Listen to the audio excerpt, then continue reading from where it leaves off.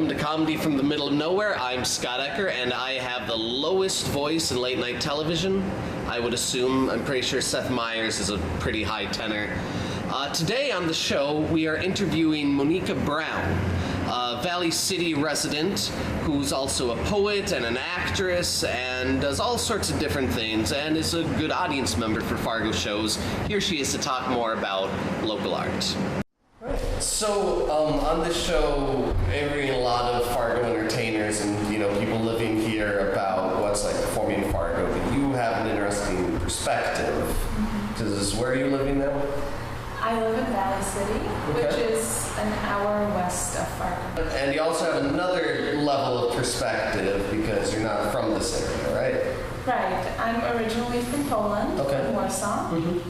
And I've been living in the States since 2004. Okay.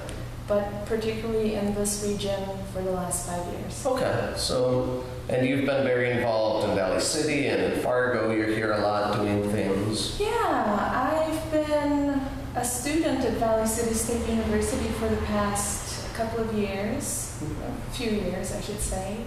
And my major there is English, but my minor is theater arts. So there isn't a season when I'm not performing. Yeah. I've also organized children's productions in the summer, more notably Snow White. Nice. What else? I participate in open mics in Valley City. Got a very musical background. You've got a great singing voice. Oh, thank you. Yeah, I dabble in, well, no, I shouldn't say I dabble. I do like to perform in a lot of different capacities. Yeah. So, because I'm actually a student of classical music and musical theater, I do try to find as many venues to utilize the singing voice as much as I do the acting that I'm studying at the university and that I've studied since I was 16. In terms of Fargo, well, I try to be as active an audience member as possible, so I do travel to Fargo very often. Yep. And what would get you to Fargo to see something? What are the things you come here for? Good question. Anything Theater B does, I love to see.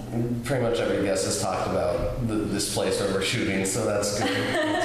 Seems to be a recurring topic. Well, it is the kind of group that really fits what I like to look for in a performance. They have a great script selection every season. Yeah.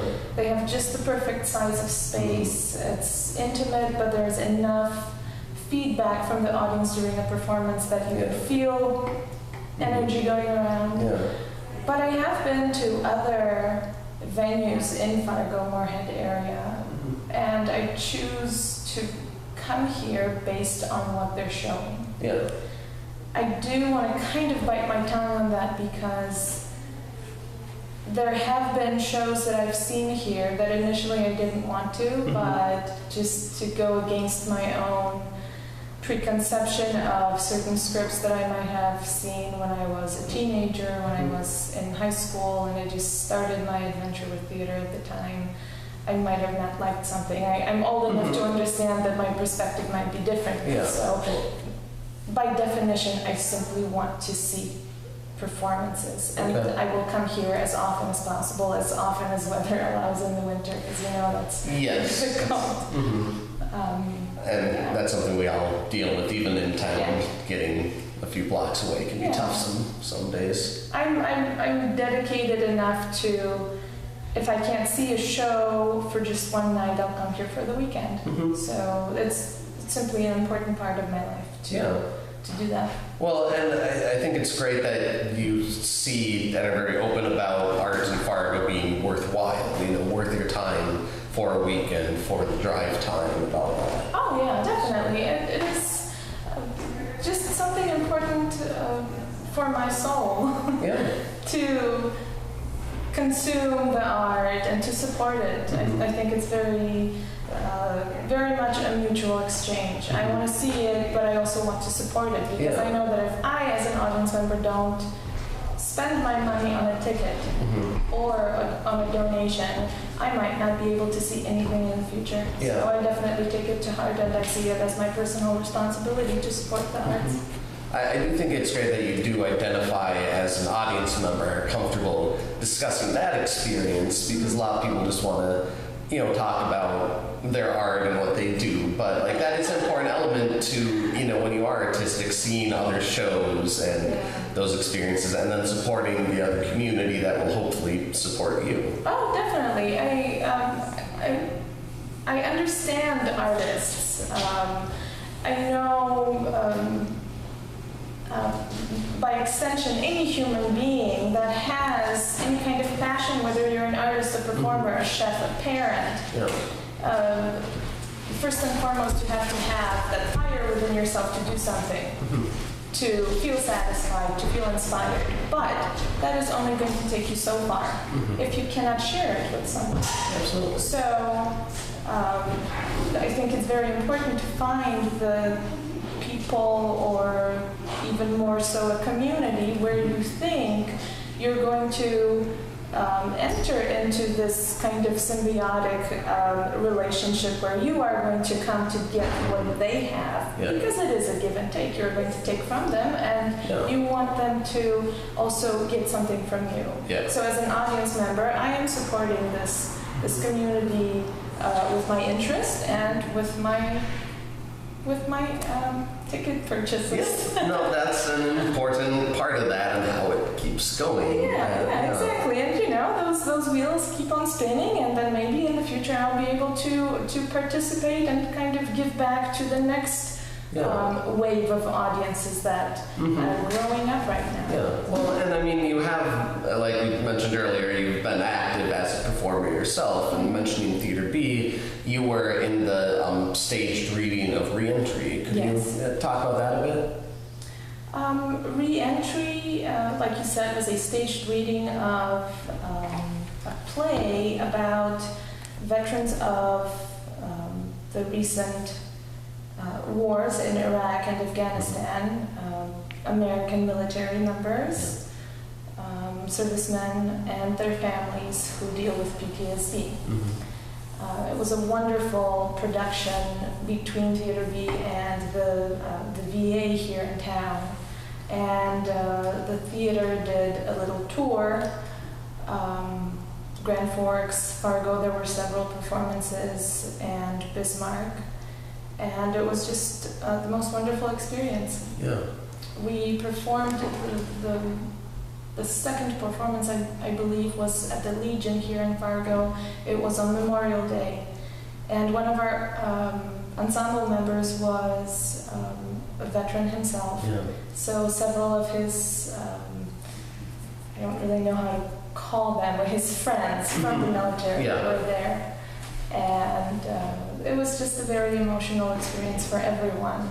Those who were seeing it and those who were performing in it, because this was not a work of fiction.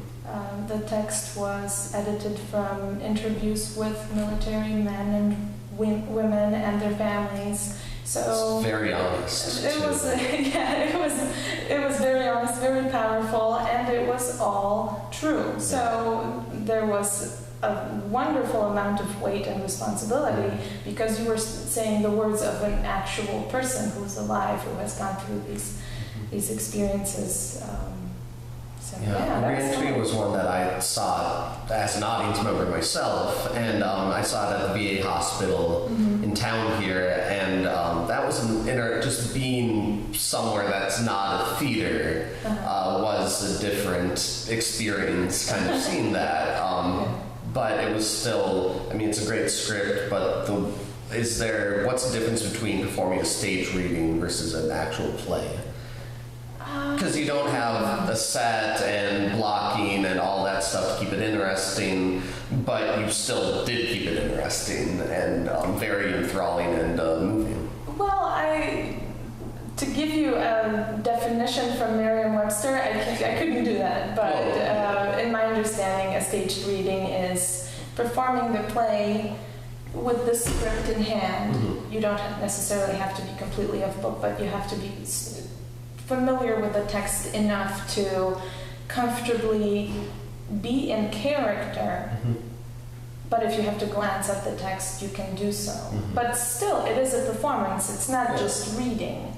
You do have a director, you do go through a rehearsal process, and you do enter into that world of the character that you are portraying. But yeah, like you said, there is no blocking, there is not necessarily a lot of movement involved on stage, although I've seen staged readings where there are props. There is a set, or kind of a set. There was a production at the Fargo Theater. Was it 8? It was 8. And Theater B also did that about Proposition 8, exactly, right? Exactly. So that was another staged reading where there were chairs and the set was supposed to resemble a courtroom. So, you know, it all depends exactly how many details you're going to remove to make it different from an actual performance where you have lights and all those things that do allow you to enter into the world of the play, and you feel like you're not. And it's great that those are being explored, like that staged readings are being used to discuss issues like Proposition 8 or PTSD, or you were in Vagina Monologues recently, which a lot of the universities do. Yeah, we did Vagina Monologues at the Valley City State University, I believe, in March. And that was a fantastic experience. We raised a lot of money for the Abused Women's Center in Bismarck. There were a lot of discussions that came out of that, the exploration of that text, not only in the audience, but just for us, the performers. It was very important for us to get together as women and discuss what the text was about. And we had performers from all walks of life, all ages, which was really great. So. And that was the first time that had been performed at Valley City State, right? So, yes. We had a little protest even. Okay, explain the protest, because I missed that. I heard about it after, but I think it was done by the time I got there. There were a couple of older ladies who were standing on the way to the performance area with signs, which, from what I remember, stated this production insults women. So like an affront to human dignity, or am I thinking of something else? Something with it, it was kind of funny because there's a letter in the Jamestown Sun too, like letter to the editor, why? And I think that the person who wrote the letter said, I haven't read this, but all I need, when I remember the letter, it said, all you need to do is Google the title, and you will see how gross and insulting this play is going to be. The Google search might have come up with some other things. You know, you maybe should have used quotations. Well, I cannot speak for the person who did the Google search and wrote the letter, but I found it humorous because it's in a represents 50% of the population. Well, and respect to whoever disagrees with me, but I find it humorous because anybody who is trying to expand on an intelligent argument about something that is shown in the arts, or something that is that we attempt to discuss to not necessarily change everybody's mind, but at least see where we can find a plane of mutual understanding, and they refer to a text which they have not read, and they're very cryptic about getting information about this text on a Google search. I find it hard not to laugh at. Give me something which will actually cause me to respect the argument that is antagonistic to my views. But I don't see a whole lot of resistance to art around here. Like, that was kind of rare, seeing that there wasn't a protest and a letter to the editor about that play, because I mean, not that everyone's open, but they let it go on and don't concern too much. That was. Well, it's interesting that you say you don't see a lot of protest against the arts. I don't think that I've ever seen people protesting art, but more of what it wants to talk about. For example, in Warsaw right now, which is where I'm from originally, in one of the biggest squares in our city, there is a huge rainbow made out of paper carnations. And that is supposed to be a work of art, but it's also in support of the LGBT community. And this rainbow has been set on fire, I believe, twice already by people who are very, very much against gay people. So, are we really protesting art, or are we just using those the opportunity that art is that an artist is trying to bring an issue to the table and just protest the issue? But can you enjoy the art without being open to whatever issue? I mean, they kind of go hand in hand. I mean, there's a reason that, you know, I mean, art is kind of reactionary to things. So if you want to go to the theater, you should be open to at least thinking about what is being presented. Yeah, definitely. You should be open to it. I'm glad you say that. I was worried you were going to say you should be closed-minded to it. That'd be a very interesting direction to go. Yeah. Well, the great thing about art is that it's just there. It's there for you to take in, whether you agree with it or not. It might make you disagree with something that you thought you were for in the beginning. It might come in a form that you don't understand, or that you don't understand initially.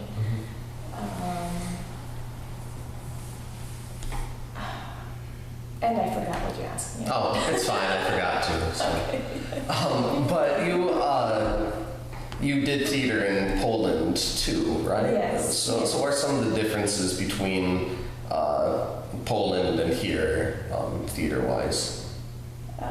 That is such a non-specific question. Okay. Here's how I can answer. Non-specifically? Yeah. Okay. My adventure with theater started when I was, I want to say 14, 15 years old, which is, in comparison to American teenagers, from what I've noticed, it was very different. And again, I'm just generalizing from what I've observed so far. I see that there is usually, for an average 14, 15-year-old who is interested in theater, they do theater in high school. And those productions are pretty traditional, and they propel the kids to, I mean, in a great way, into hopefully more theater interest, passion, work, whatever, when they go to college and when they're grown up. What I was not connected to high school at all. My best friend's stepdad had a theater. He was a classically trained actor, but he did not find himself in the classical theater, so he started his own group. And what we did, we usually played with him. I want to say played because it wasn't training. It was very serious play, and it lasted all summer. He basically had his theater backstage in a barn attached to his house, and that's where we rehearsed, built, whatever was necessary. And it was, the performances were always free. They were funded by grants that he worked on during the school year. And we usually supplied dinner to our audience members. So my preparation for theater that I continued in America was very untraditional, kind of experimental.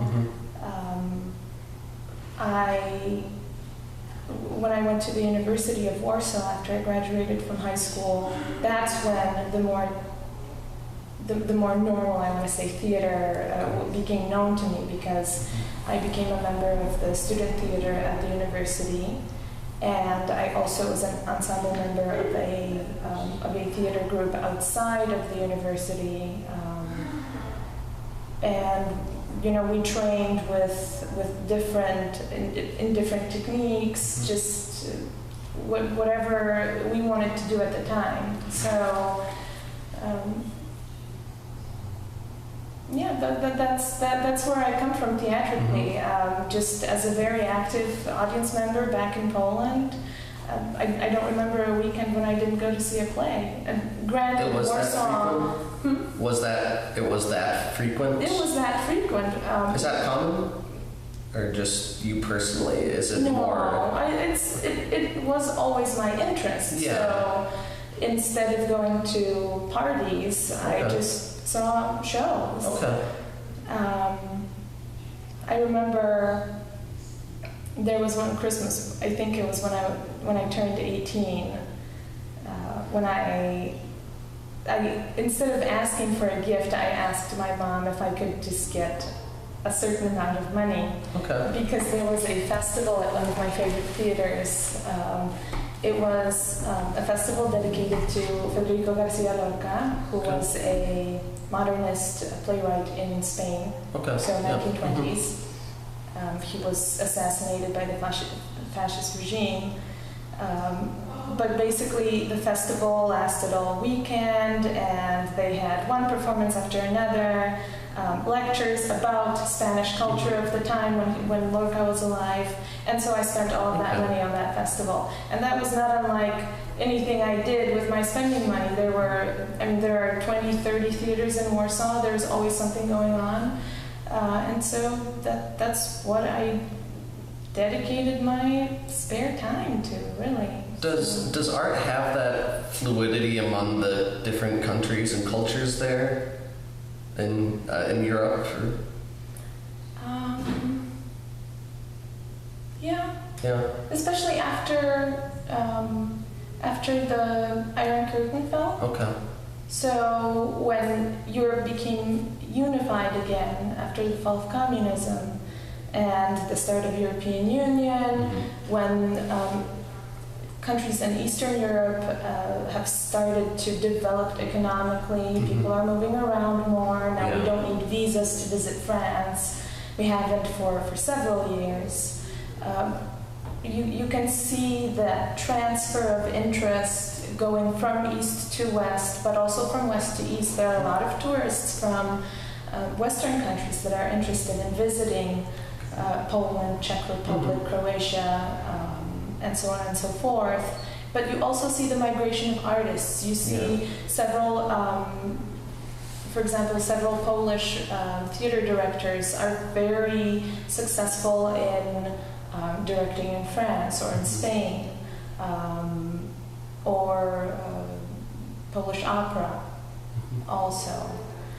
So you do see it, but it's a lot easier in Europe to do that. Imagine if you heard there was a really, really great production in Minneapolis. You might devote, as an arts enthusiast, not necessarily just somebody who took off the street, but as an arts enthusiast, you might consider going to see a show and then take in other things that city has to offer. So when you're in Europe, it's just easier to do that. And it's cheaper. But I was interested because in America here, do you see a lot of openness to art from other cultures, to experimenting with that, seeing that? Okay. I do realize that location-wise it is easier to transfer, but... it's hard for me to say. I am sure that there is that kind of exchange in big cities where cultural diversity is a normal thing. And it's in not... New York, Chicago, LA, obviously you're going to have members of any ethnicity or culture active, because they're not alone. Yeah. In the Midwest and Fargo specifically, Yeah. no, that's not happening enough yet. I really, well, we don't see that representation happening yet. It Yeah. might happen in decades to come, which is what I hope will happen. Because Fargo is a city young enough that it's still looking for its own definition. I see Facebook arguments about that all the time. We seem to like to talk about ourselves a lot and try and figure that out. Well, that's great. That's great. I mean, that's what anybody does. Everybody does that. And New Yorkers do it. You know, our city is this. Our city is that. Or they talk about the origins of where it comes from. Fargo is young enough, and it's rapidly growing, where representation of arts from diverse communities will have to happen. Otherwise, newcomers are not going to feel welcome. Ever.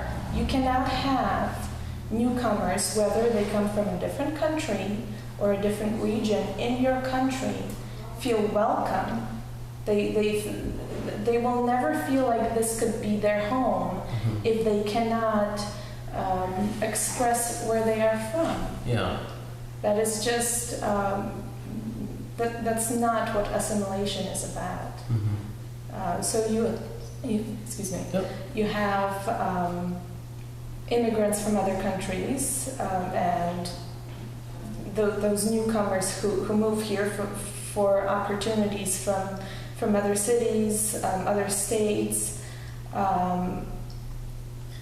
If those people can only or are only made to feel grateful for the opportunities they get here, but they cannot say that they love the place they come from. This is what it's about. This is my language. You know, these are my customs.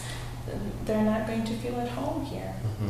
And the arts is a way to bridge that. If you can express where you come from, and it's embraced by the place that you've that has welcomed you, you will want to stay here.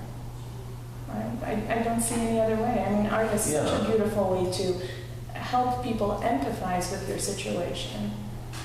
So would you say behind in that, or do we need to pick it up, or just wait and let other people kind of do it? Or? No, you always have to do it yourself. You always have to do it yourself, whether you are the performer or you're seeing somebody else perform. It is up to you, or it is up to us to welcome those people, to give them opportunities, to welcome. And I feel kind of in the middle, because I do feel like North Dakota is my home. I want to make Fargo my home, not only as a person, but my artistic home. But I see the other immigrants in Walmart, for example. I haven't seen anything that would represent whatever culture they come from in Fargo. Maybe they do it for themselves. Maybe they do it at church. I know that churches are very accommodating to... There's a lot of individual marketplaces for specific cultures, but as for... But what about those Fargoans who don't go to church, and they don't have the chance to partake in that, to learn more about the people who really stand out because they look different. So is Fargo behind with that? No, I don't think so. It is a normal step in the development of the city, where you're starting to think about it. You're starting to notice there are more new people. And more so than that, Fargo is inviting people to come here. North Dakota is supposed to have all these great opportunities. Well, that's great, but what is there to offer? It's not just the money. Yeah. Nobody's going to stay here for the money and want to start a family, want to start a business and stay unless they have some sort of spiritual need or a cultural need also fulfilled. Yeah. And that's where arts comes in. So you mentioned that you want to move to Fargo. What's the draw? Why? And I mean, I think that's good, like for Fargo people to recognize that people want to come here because I know, especially in high school and growing up around it's people. The zoo. The zoo's good. It's It's the good new too. Otters at the zoo. I love otters. This is your plug for that. Yeah, Good. They need the advertising, the free advertisement here. what is the draw? It's still fairly cheap. Okay. There are there's enough young population to where if you start something, and I'm thinking in terms of in a more entrepreneurial sense. Because I haven't looked for a job here. So I'm thinking more of what could I start in Fargo, either as a business or as a, whatever, whatever I want to do. And there are so many gaps to be filled. There are so many wonderful things already in Fargo that we can build upon. Just because there are these really few in between artistic opportunities, it's not enough. Yeah. There are so many different needs that we can fill as artists and as people. It's just. Yeah. Well, and that's great to hear because I'm so used to from just being part of art, arts things, the film programs or whatever, and people want to get out. They need to move to New York or LA, and I've had conversations with people like, what can we do to keep creative people in Fargo? How do we create opportunities so they don't have to have a day job? They can do what they love and make a living at it. First of all, I don't think there's anything shameful in having a day job and just doing what you love in the evening. That's what I've been doing for the last few years. Yeah. I mean, bills are a reality. Yeah. So that takes care of that. A very strong argument. Let's see. I was thinking about that very question as I was driving here from Valley City, and I think that you can't really have a meaningful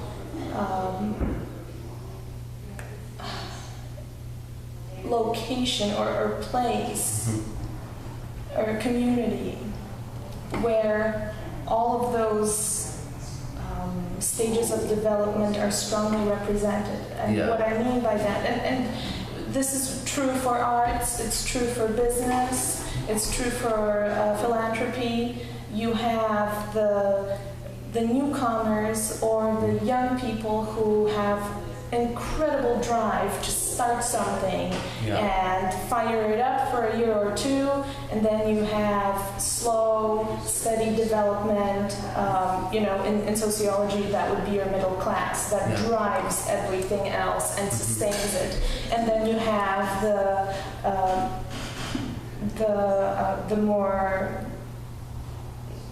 the aging population, so to speak, which really holds all the wisdom to how things can progress forward because they have the knowledge of what happened in the past. So if you constantly have a brain drain to other states, that middle part that is supposed to sustain an artistic community will never develop to a place where people see it's here, it's thriving, it's steady, it's solid, and they won't want to leave. So how can we keep the people who want to leave? I have no idea. I really don't know. I think you just want to. You just have to want to. And it's good to acknowledge that, because I don't think we are. And really, what drives people to leave? I mean, the grass is always going to be greener somewhere. Yeah. Is it money? Is it status? Is there something embarrassing about being an artist in North Dakota? Those are all things that, because Fargo is growing, are going to have to be re-examined. And it's great that we're at a point where we have to deal with that. Yeah. So I think that's exciting. That's a step to growth. Yeah, I think so too. But ultimately, it's something that we all have to deal with in our minds, in our hearts. What is the most important thing for us? I think it's a very natural instinct for a young person to want to travel and explore and want to have opportunities. It takes a special kind of person to want to make those opportunities for others. So we need both. We need people who want opportunities. We need people who want to make those opportunities for others. It takes a very I think, grounded and generous person to do that. And we have some great people here who do that already. Yep. So. Theater Bee is letting me shoot here and supporting that. And exactly. That's great. Exactly. Before we wrap up, I want to just talk about Valley City a bit more, because we're talking a lot about art in Fargo and how great that is and it's growing, but there is art happening in these neighboring communities. Yeah. So is there anything you want to talk about that's great? I mean, this might air in September, so nothing immediate, but generally, you know, what's the art scene like that people should check out in Valley City? In Valley City, we have strong open mics. Okay. And our open mics are so diverse because we have elderly people playing polka, folk music, old rock and roll. We have some people who have tried to stand up. We have a lot of literature reading. So it's not the kind of open mic where you would that you would normally find at a comedy club. We have the majority of our cultural events happen thanks to the university. Yeah. And we have a very strong music department. We have faculty who give recitals at least 3 times per semester. We have student recitals. Our theater program, for the fact that it's a minor, it's not a major degree, it gives incredibly strong performances. And we try to include as much of the community as possible. Last season, we started off with Shakespeare Complete Works Abridged. It was hilarious. We were sold out every single night. Then we had The Jungle Book, also sold out, I think 70% of our performances.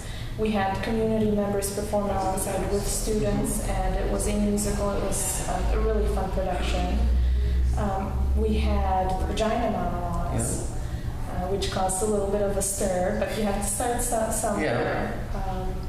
We had James and the Giant Peach, which was really nice. It's important to introduce children to theater. It's important for them to empathize with live characters as early as possible, I think, as opposed to television and film.